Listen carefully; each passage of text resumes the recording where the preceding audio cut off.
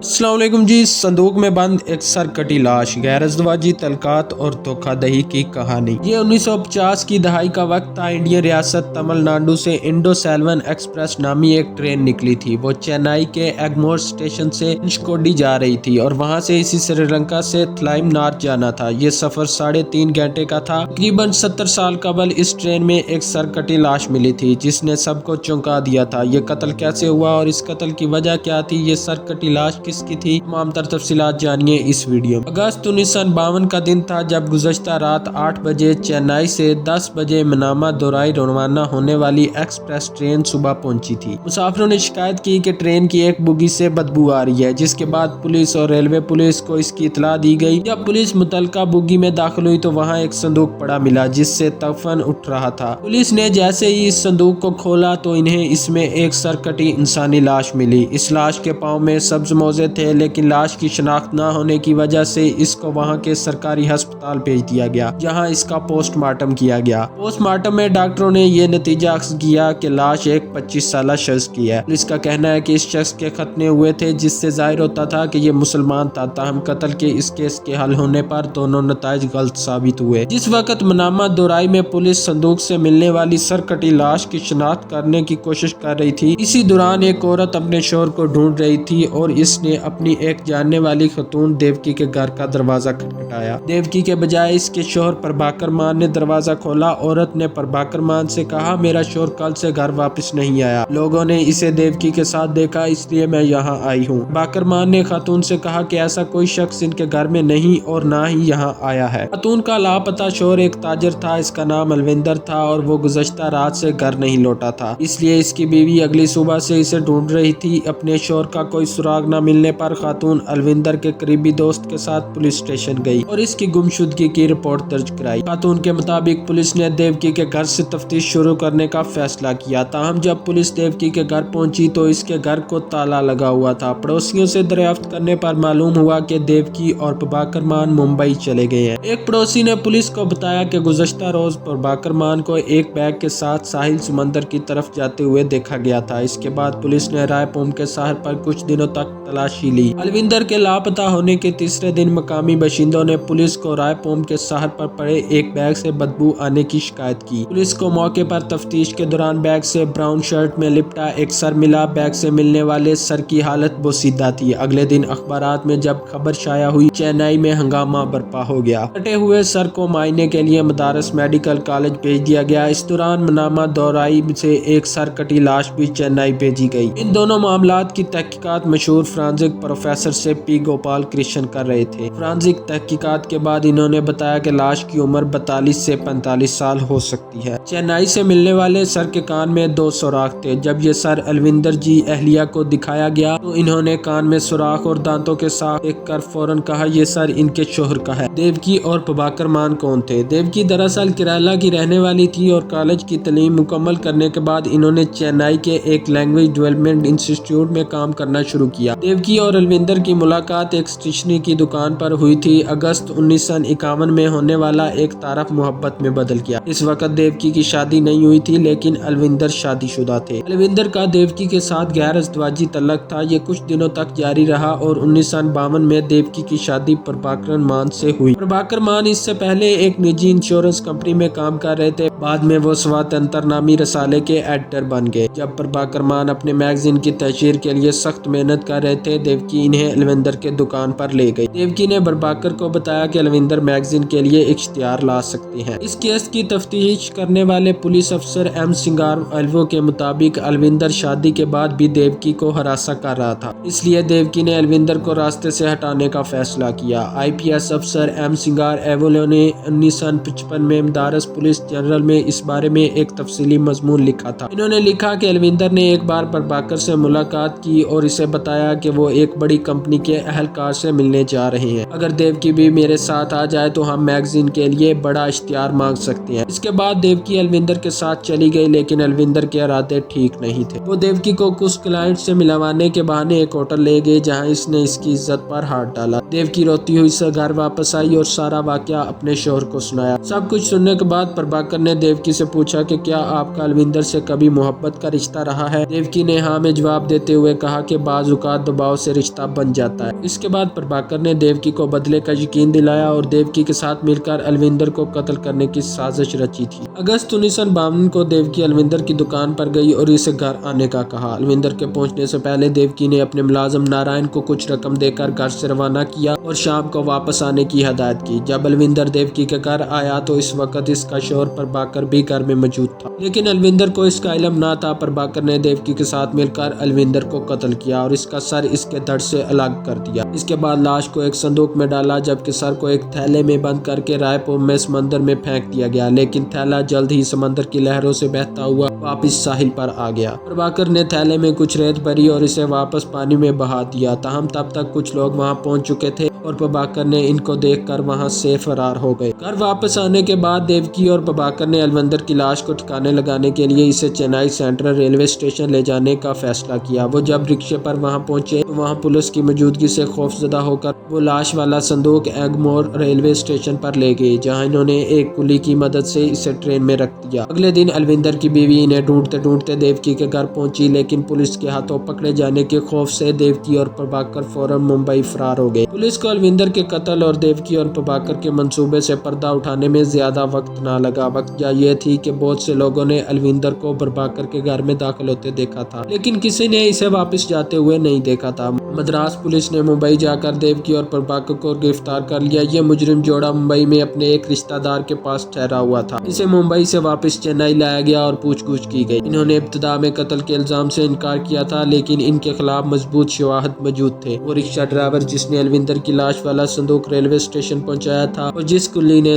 वो संदूक ट्रेन में रखा था, दोनों ने प्रभाकर को पहचान लिया। देवकी के मुलाजिम नारायण ने भी बहुत सी बातें बताई। फोरेंसिक तहकीकात से साबित हुआ कि ये एक सोचा समझा कत्ल था, लेकिन अलविंदर के बारे में जज का रवैया इंतहाई मनफी था। चुनांचे जज ने कातिलों देवकी और प्रभाकर को कम सजा देने का फैसला किया। अदालत ने प्रभाकर को 7 साल जबकि देवकी को 2 साल की सजा सुनाई। प्रभाकर और देवकी को 50 की दहाई में सजा पूरी होने के बाद रहा कर दिया गया। इसके बाद वो अपने आबाई इलाके किराला में चले गए, जहाँ इन्होंने एक नई दुकान शुरू की। Thanks for watching. Allah Hafiz.